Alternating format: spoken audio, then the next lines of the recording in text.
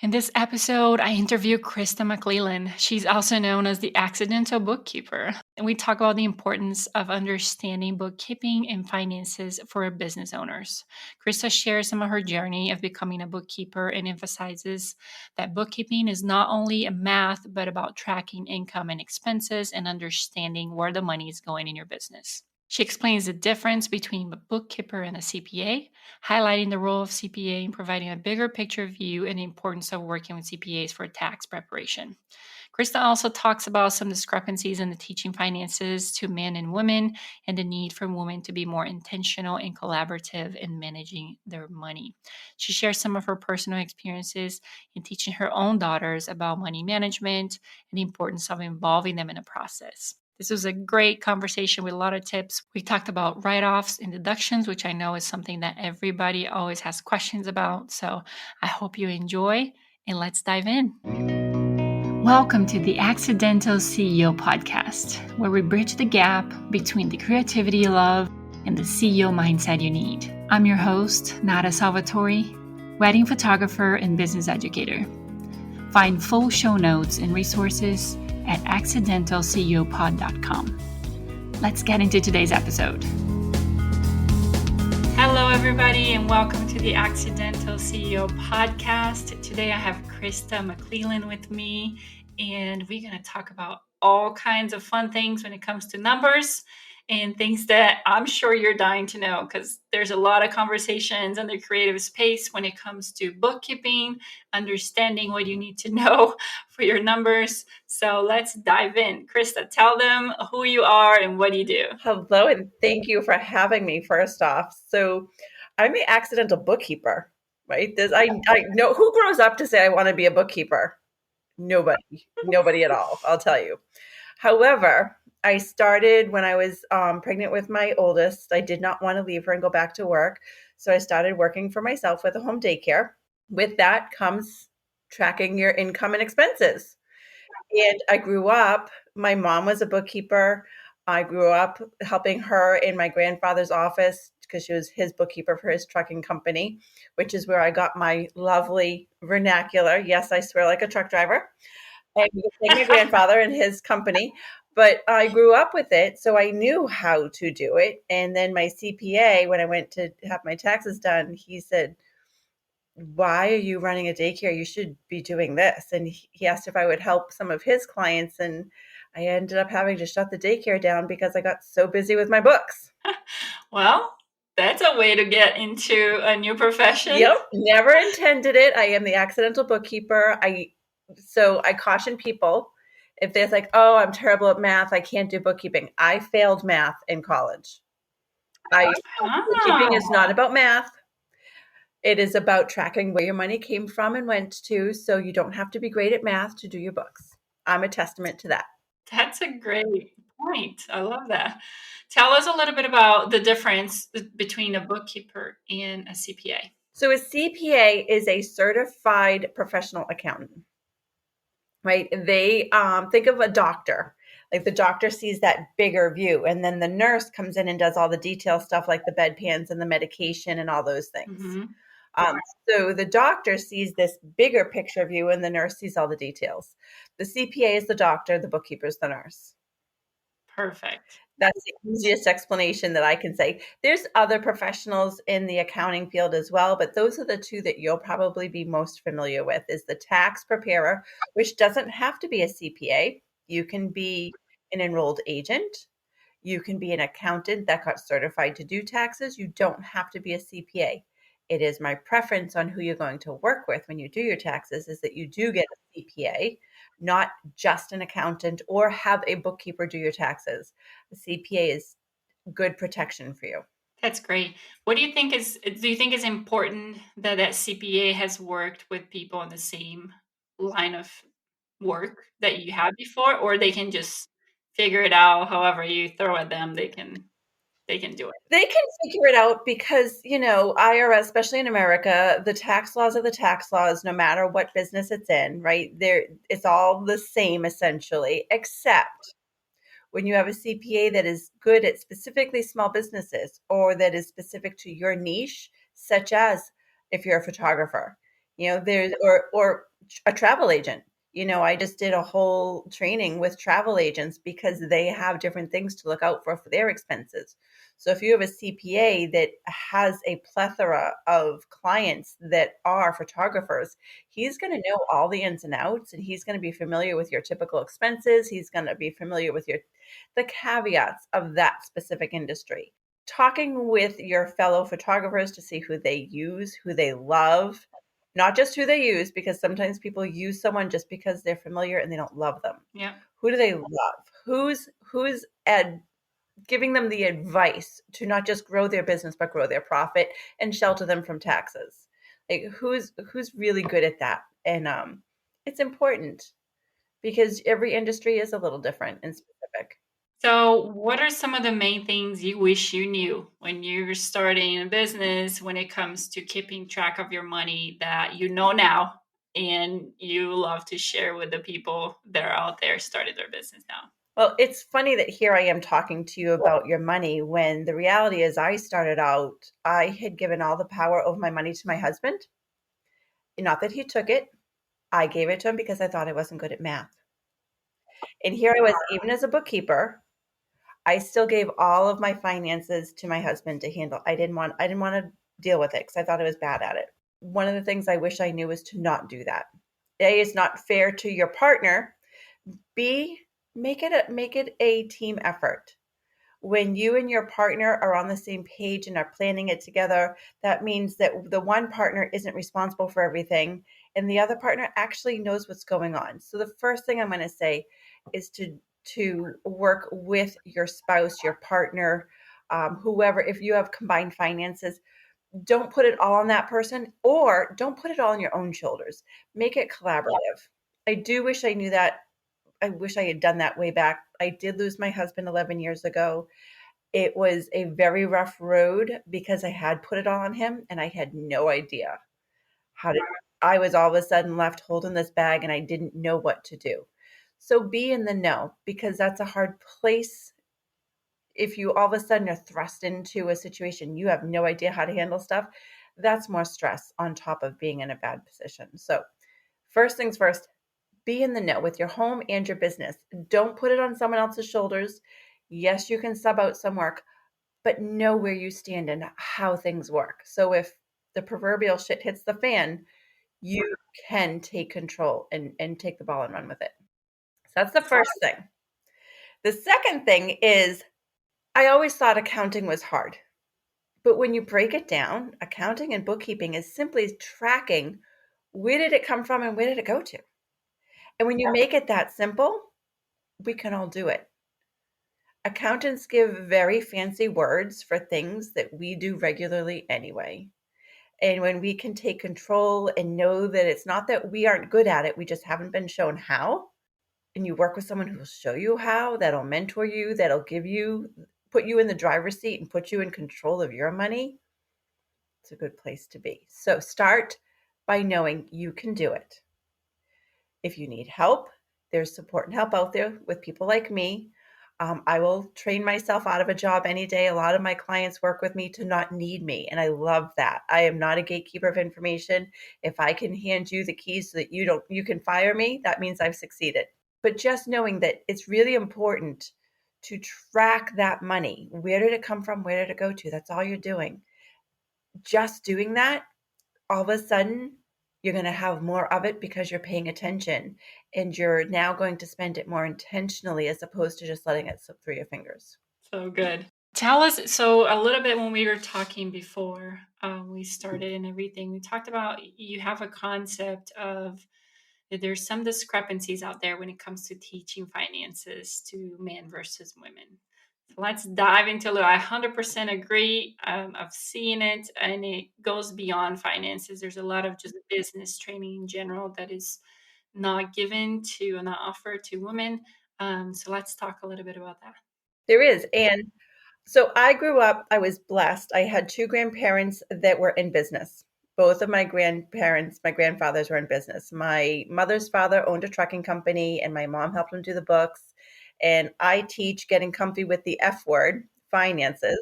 because my grandfather said to me, look at the guys around here. They'll gladly drop the F-bomb, but they won't come talk to me about their check or if there's a problem or ask for a raise, because people aren't comfortable talking about money. But men are more apt to help each other, train each other. There's less emotion involved with it with men. My other grandfather, he ran a department store, one of the first department stores in the country along the whole eastern seaboard. And he always said, women aren't taken seriously because we're going to stop working to have a baby, or our kids are always going to come first. And so he said that he would always give a man the promotion before a woman because women aren't as reliable in the workforce. I found that so rude and a slap in the face, and I was offended. But then I thought about it and it's like, okay, that's part of, I think, for women, we are the best entrepreneurs because we are mothers. We do multitask. We do run a home and a business and, right? We do it all. Mm-hmm. What was that old song? I can bring home the bacon, fry it up in a pan. Like we do it all. And I think that is a blessing, not just a curse. It's a double-edged sword. And we might build a business slower, but we have a much stronger foundation. Women collaborate together and share information, where men don't take things as personally. We are much more emotional about our money, so therefore we tend to be more intentional. So I think there's a definite positive. I didn't think it was quite as bad in this newest generation, but seeing my oldest, she's now getting her CPA, she got her master's degree. And as we looked through her academic journey, and as the women dropped off, it started off with mostly women in her class. Mm-hmm. At the time she graduated, it was mostly men. And then when she got her master's, she was one of the few women. Why? Because women stopped to have the baby, to get married, to be the domestic goddess that we do love to be. And so we didn't push as hard. And we are, again, slower to cross that finish line. It's hard to watch. It was even harder to watch her achieve. And then she's in the business. She's working full time. And there we go with the boys club. There's still a boys club out there where the guys go golfing and do business on the golf field, right? Golf field. This is terrible. I don't even know. It's the golf course. You can tell I don't do sports. And she wasn't invited. She was one of the few women CPAs, and the women weren't invited. There was only 2 women CPAs in her firm, and they weren't invited. All the other guys were. And I think that it still happens. We are still treated differently, but I think that makes us work harder. And I think that makes us stronger. And I think it makes us better business owners. Tell me, I know you taught your daughters as early as possible about money and how to manage your money and things like that. So tell us a little bit about how you did that. How did you made that part of your routine as a mom and as a bookkeeper to teach them, to empower them to, be good with the numbers and be good with their money and not kind of be left behind their male peers. So being a single mom, after we lost their dad to cancer, that first winter, I live in New Hampshire. We get snow, it gets cold, and I was trying to figure out how to either get heat or I needed oil for my heat or tires. And I was like, how do I get both? Because I need both. And I'm poring over our numbers, going, where can I cut? Where can I make more? How am I going to do this? Because frozen pipes aren't good, and slipping off the road on ice because your tires are terrible isn't good either. And my children came up to me and gave me the gift cards they had gotten for Christmas and said they wanted tires for Christmas because they saw how stressed I was. They knew Oh. money was proud moment. Also made me feel like a bit of a failure. Proud of my children, not so proud of me. Definite sucker punch in the gut on that one. And I looked at them and their little eyes. At that point, they were 8 and 11. And I looked at their eyes, and the fact that they knew we were that bad off, I decided I was never going to be poor again. We were not going to be in this position. And as a bookkeeper, I didn't understand cash flow. I just tracked it, right? I didn't know how to actually manage money. I was just tracking it. There's a difference between just tracking where it came from and went and managing it. Mm-hmm. I was like, we're gonna get out of debt. We're gonna manage our money. And I looked at them and I said, okay, let's do this. We're not going to be in this position anymore. We have a choice. We can stay in this house together, make some hard choices so that we can afford to stay here, or we can give up our home and go live with Nana. We decided to stay in the house. So then I gamified. How can we rise above this and stop struggling, stop sinking? How can we rise above this? So I devoured everything I could on money management, debt management, all these things. And we used the envelope system. That's what I grew up with my mom. And we knew each envelope was like one for the mortgage, one for the electric bill, one for the food bill, all these different bills that we had. And I broke it into weekly, how much we needed to put in each envelope a week. Mm. The more we could put in those envelopes, the more rewards they got. The more money we had left over, say we had $100 for food in the envelope, but maybe we could food shop for less than $100 and put that money that's left over to another fund, such as an emergency fund or a debt fund.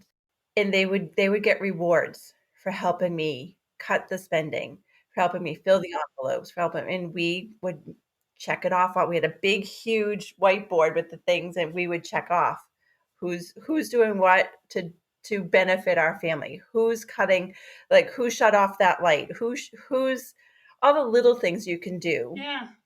Save money. And growing up with a single mom myself, I used to resent her very frugal ways. Turns out they served me quite well as a single mom myself. And my kids still do it.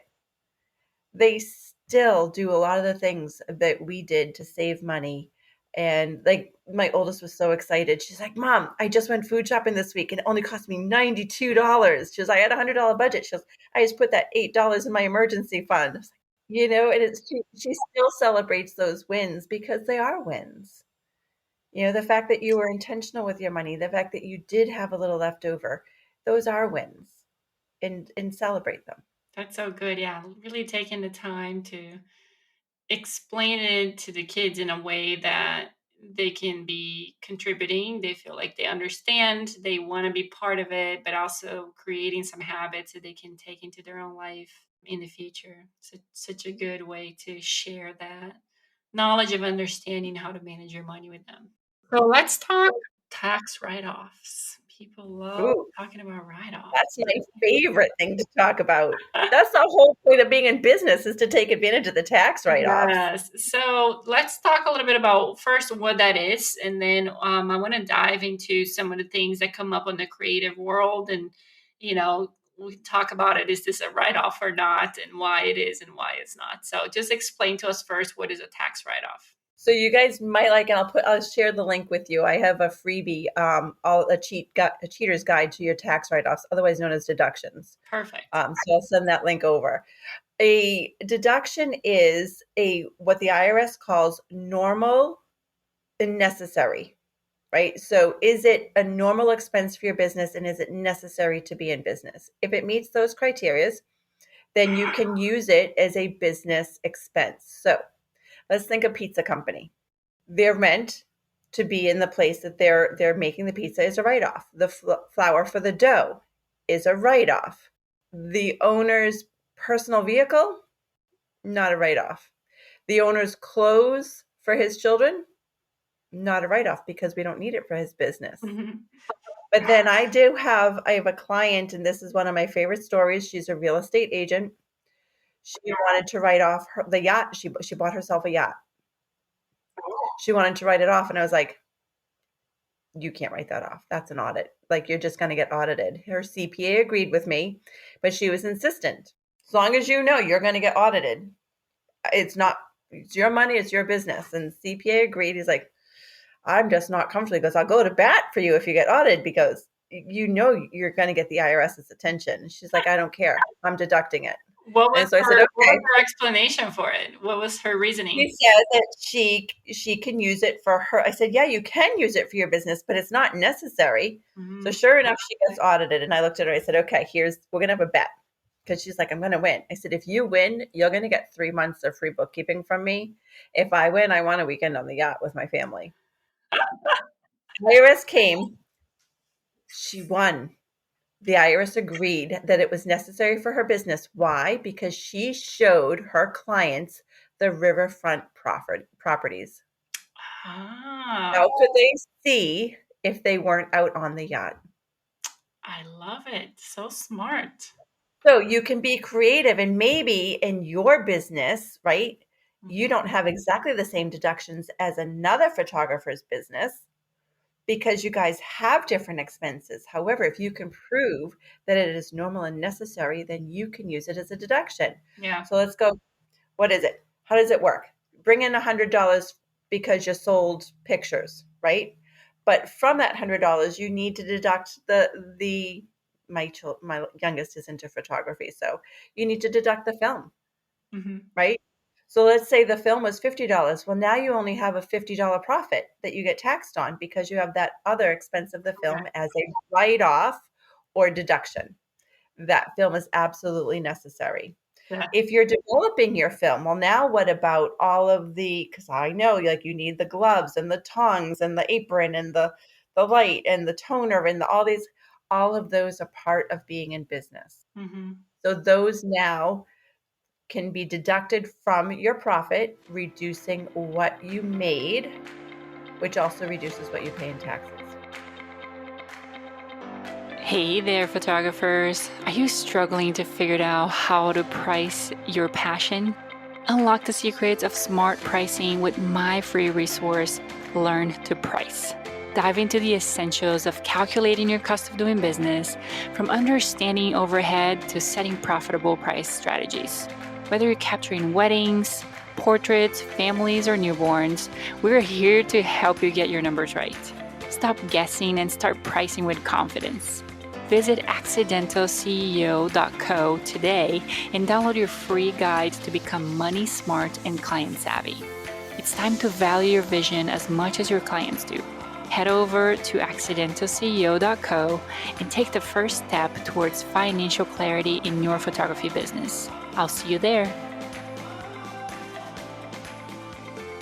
All right, so I'm going to ask you about some of the big discussions that are out there all the time when it comes to write-offs. I'll do my best to answer them. In the creative world. So one of the things that people talk about is writing off things like getting your nails done and getting your hair done. And the justification for that for us is we are service providers that have to be not only in front of our clients on the wedding day, so look presentable, but also like we're creating videos online for our marketing for business. We are on social media showing up. So there then goes the discussion back and forth. Is this something I can write off? Is it something I cannot write off? No, unfortunately. So there is a difference, however, right? So if you are getting your nails done like me, I like to get my nails done because I'm on camera a lot. I'm teaching a lot. I'm promoting myself. Getting my nails done is not needed for me to do those things. I mean, it's nice. I feel more professional and put together when my nails are done. Right. But no, my makeup, my hair, not a write-off. However, if you have a photo shoot to do some marketing and you have a team that like all those people to get you ready, that particular instance would be a write-off. But just to get your nails normally done, to get a massage because your back hurts from standing up, right? Or leaning over and all the things that you guys do to get the shot, also not a write-off. Nope. Perfect. It would be nice, but it's not. It would be nice, wouldn't it? How about clothing? So uniform, category on your... Only if it has your logo or business name. Perfect. As soon as you put your logo or business name on it, now it becomes a uniform. The IRS says if you can wear it, like my mechanics, right? We call it the grease monkey suit. That's a write-off. Whether it has the logo or name on it or not, they're using that under the car. They're not using that to go out on a date, right? Steel-toed shoes for construction workers, necessary. That's a write-off. But if we're just like this, right? This is just what I wear to look professional and put together. You know, it's not a sweatshirt. It's not, a workout top. but I can wear it elsewhere. I can wear it to the doctors. I can wear it food shopping. I can wear it all these. So it's until it has my logo or name, it's my personal expense. As soon as you put your logo and name, now the article of clothing, as well as getting the logo or name put on it, is an expense to the business. Got it. Perfect. The other one that comes up often for discussion is your car. So, car payments, mileage, and gas. So, let's break those down. Big ones. So you have two ways that you can claim your vehicle. One is what's called actual. So your business would quote unquote own the vehicle. Even if you owned it personally, your business can put it on its books. And that means you claim the expense of the car payment, the gas, the insurance, the repairs and maintenance. That's called actual. If you're going to claim actual, that means that you still need to do a mileage log because your personal use of that vehicle is taxable income to you personally. So you still need to do a mileage log.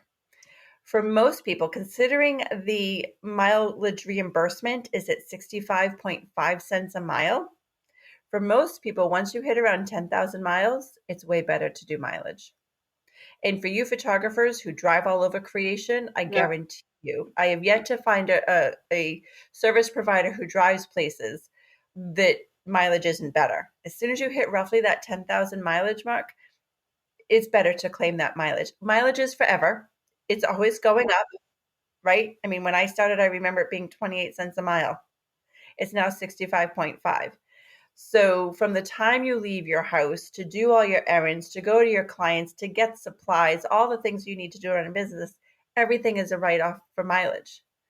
And you don't have to worry about doing anything else other than, and I love Mile IQ for this, it's the one the IRS accepts. Yes. But I have a lot of people that use a lot of different mileage trackers. And I have a friend at the IRS who begs me to say people use Mile IQ.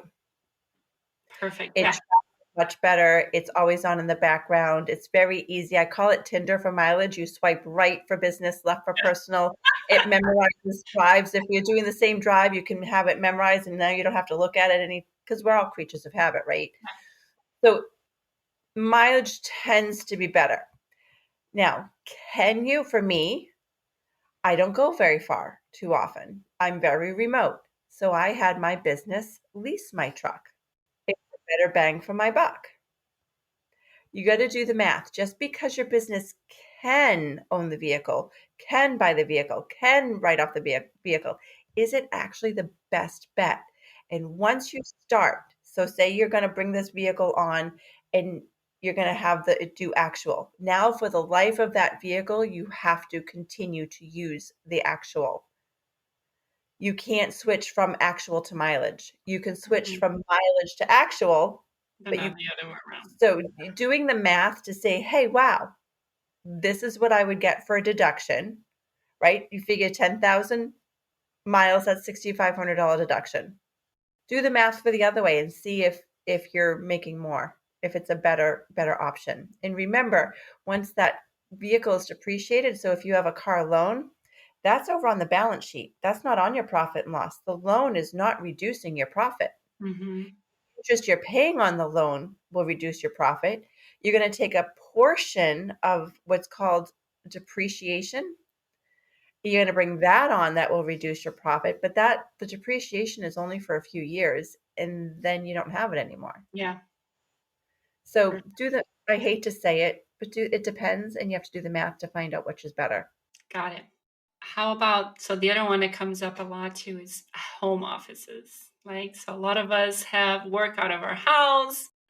We have home office. I have a dedicated space in my house that you see behind me here for those of you who are seeing the video. That is my work environment. My home office is not used for anything else. So it's a very specific dedicated space in my house for work. There's some people that work out of their home in maybe just a corner or just a desk or from the kitchen table or from the couch. So let's talk about some of the logistics of that. So your home office, as you said, it needs to be a dedicated space, right? It's not supposed to be used for anything else. Now, is the IRS going to come to your house and see? No, they're not. They used to. They don't anymore, thank God. However, a home office is not a direct deduction. It's an indirect. A direct deduction is 100%, right? So my copier and printer, right? That's just for my office. It is not for the house or whatever. It's just for me. So that's 100%. However, my electricity exists in my house as well as my office. My business just happens to be a happy recipient of having it. So I only get a portion of that as a deduction. But here's the thing that I learned. We're taking, and for me, it ended up being about $1,000 a year of a home office deduction. But the IRS is going to get you one way or another. So we're taking this $1,000 roughly a year as a deduction. Mine was $890. I think my very first year was $890 as a deduction. And it's not like I'm getting $890 off my taxes. It's $890 off of my taxable income. There's a difference. However, so I'm going to take that $890. It went up. Last year, it would have been $1,100. I decided not to do the home office deduction anymore when I found out, thank you to my child, who is an auditor now, when I found out when you sell your house or when the mortgage is paid off, now all of those home office deductions, you have to pay that back as capital gains.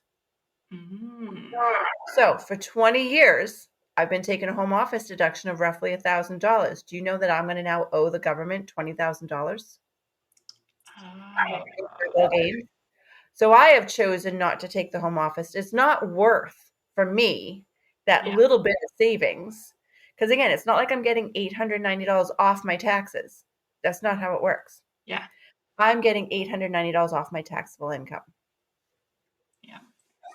It's not worth now racking that up year over year, so I'm going to have to pay it back. It's just not worth it anymore. So I've decided not to. There's other calculations involved to know what you'd have to pay back, but I was just like, and it also is a red flag for an audit because most of us don't do home office deductions right.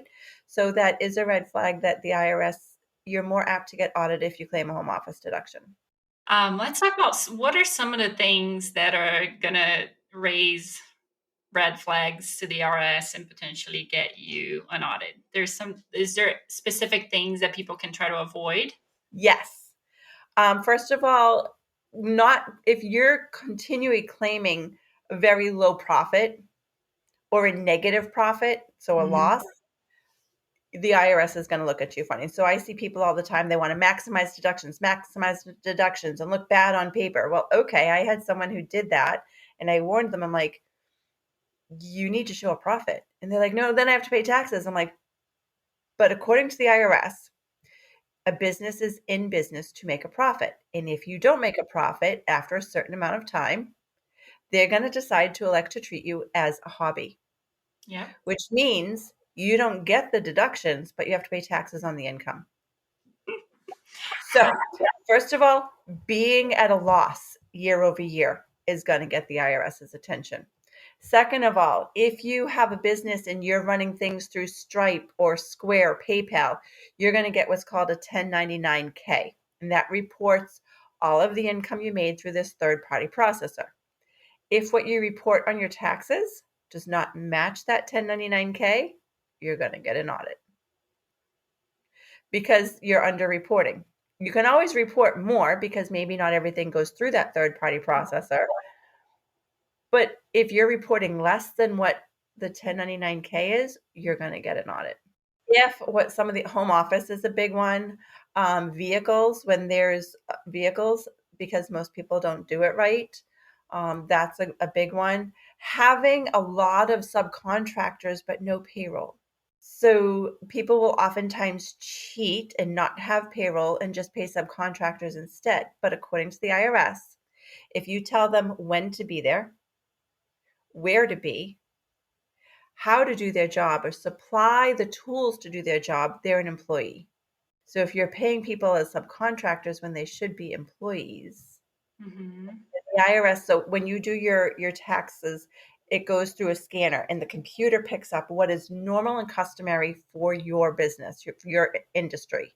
Right. And when there's things that swing way outside the norm of that, you get a red flag. So now you have a person that's going to take it up and like, oh, let's see, right? And they're going to actually look at it and go through. And if then they get a raised eyebrow, now you're going to get an audit. So knowing what your industry standards are, and if you're way outside the norm of that, be prepared to explain why. Yeah. The other big thing is having your income not be able to support your life. So a lot of, again, maximizing deductions, and all of a sudden now there's no income, right? There's well, then how did you live? How did you pay your rent? How did you, especially if you're filing single, right? And now all you have is $1,000 for a profit. Well, how'd you eat? How'd you pay for electricity? And how'd you, like, the IRS knows you need enough to live on. So if you're Yeah. not clear that you had enough to live on, they're going to be like, really? You're hiding something. There you go. Let's go back to the contractor versus employee conversation. So in the photography world, and that, that's the same for some other creative areas too. So I'm a lead photographer at a wedding, for example, and then I can hire a second photographer as a contractor. And a lot of the times we do pay them as contractors because they're bringing their own equipment with them. I am telling them where to be in what time they need to be there because that's part of me communicating the job, but they are bringing their own insurance and they're bringing their own equipment, so that would qualify them as a contractor. Correct. They are providing their own equipment. Yes, of course, this is when the wedding is, but if they said to you, okay, like maybe you're going to be there at 8 to do pre whatever with the bride, or and they have something else going on and they're going to be there to support you later on, you know they can actually say to you, that doesn't work for me. It's not like they're going to get fired or not have a job with you if something might not work for them. You are not dictating, and you're also probably not sucking up 50% of their time. That was one of the other things for the litmus test is, are they working for you 50% of the time or more? If they can't work for another photographer, if they can't earn otherwise, then they're your employee. Perfect. And then one thing I feel like people don't know a lot of times, it's when to send that 1099 for their Oh, the contractors. W-9s and W-9, 1099. yeah. So they will send, as the person hiring somebody else, there's a point, there's a number. Then when you hit that number, you're obligated to send a W-9 to that contractor, and therefore provide them with, then you have a 1099 that they were going to be using on their taxes. So let's talk about that number right there. As soon as you pay them $1, you need a W-9. $1. You need a W-9. They need to tell you, because this is I call it a cover your ass thing. This is going to protect you. It's your protection. That's them saying, yes, I know I'm not an employee. Yes, I know I am responsible for reporting my own income for the IRS. Here's my tax ID. Here's my address. I also like to get an email address so we can file them electronically, which is easier. Yes, I'm aware. And hey, if I'm an Inc. and or a corporation, they put that down, and now you don't have to 1099 a Yeah. corporation, Yeah. right? A lot of people don't know that, and they 1099 everyone, and then they don't know is this company an LLC, a DBA, what are they? That W-9 will tell you. Now, there's a cheater way to get around not worrying about 1099s, because Tell us. I hate 1099s. I will avoid them. They are such a pain. I don't pay with cash or check. Everyone gets paid for me through a third party, like a credit card or Venmo or PayPal or something, because now that third party processor will 1099 the vendor for me. In 2023, the threshold was $200,000. If you made $200,000 or more, you got a 1099K from that third party processor. And again, things Zelle, Cash App, all those things, Pay, Apple Pay, all these things, Stripe, Square. The list goes on. There was a $200,000 threshold or 200 transactions. Now for 2024, it's a $5,000 threshold, and you'll get that 1099K from that third party processor. The year after, in 2025, it's going to be a $600 threshold, Wow. which if you pay cash or check, once you hit $600 for paying a vendor for the year, not just in one payment, but for the Right. whole year, that's when you have to 1099 them. but only what you've paid in cash or check, not what you've paid through debit card, credit card through a third-party processor. Okay, so that is something different than what I knew. So as far as I understood, when you passed $600 of payment on the year to somebody, you needed to be, using a 1099. Only for what But you you're paid saying, in cash or check. so if I pay them with Zelle or with a credit card. Mhm. You don't include that on what you 1099 them. Oh, that's new to me. So for me, this is my cheater way, and I'm trying to get all of my clients, which they're really good at, to not use checks anymore and not pay cash. Just, okay, PayPal it. And Venmo's gotten such a bad rap because it has bad reporting. PayPal is terrible to work with as a bookkeeper. All bookkeepers use PayPal. Um, but it's a nice way of not having to worry about 1099ing somebody, especially if that vendor you're working with, maybe they're not set up to accept credit cards. Not Mm-hmm. all people who are in business for themselves have set themselves up to receive funds that way. And that's okay. So you can use Cash App and Venmo and Zelle and PayPal and all these things. And now you don't have to worry about doing the 1099 yourself. You've moved that off of your to-do list. That's definitely new. I've been paying everybody with no cash or check, and didn't know that. Perfect. Well, so many great things. We've learned a lot from you today. That is so fun. What do you think? The last question I have for you is, what would you say what is your dream for every woman when it comes to the money freedom? What would you want to see as your dream for every woman out there, every entrepreneur woman? What do you want to see as their money freedom for them? To have good control of your debt, right? To know that you are not letting your debt drown you is one thing. To have control of your own money. If you notice, women, when we have money, we are way more philanthropic than men are. We are so much more gracious and giving with our money than men are. So the more money that women have, the better this world is going to be. I think that women need to be raised up. I think we need to be told, yes, we are good at handling money, because we are. Women don't give ourselves enough credit for it. We are good at handling money. We just haven't been taught how to handle business money. We haven't been taught about taxes. We haven't been taught about the different advantages. We can change that. The more women are in control of their money, the more money that we have, the better this world is going to be. So my dream is that every woman should have their own business, even a side hustle, because the tax code in America was written for business owners. And even if you have a regular W-2 payroll job, I want you to have a side hustle, because you get to take advantage of the tax code as if you were just self-employed and didn't have the W-2. So that means that you can save more money, keep more of your hard-earned money, and not give it to Uncle Sam, and then we can do more good in the world. Beautiful. I love it. Thank you so much, Krista. Tell everybody where they can find you. So if they have a question or if they want to work with you, how can they reach you? They can find me on Instagram and Facebook. I'm also on LinkedIn. On LinkedIn, it is my name, Krista McClellan. Facebook and Instagram, I actually have two handles. My regular bookkeeping business is EM Bookkeeping. But then the one that I work just with women, and I have a slightly different personality, a little more free, less buttoned up, is Money Making Mamas. MoneyMakingMammas.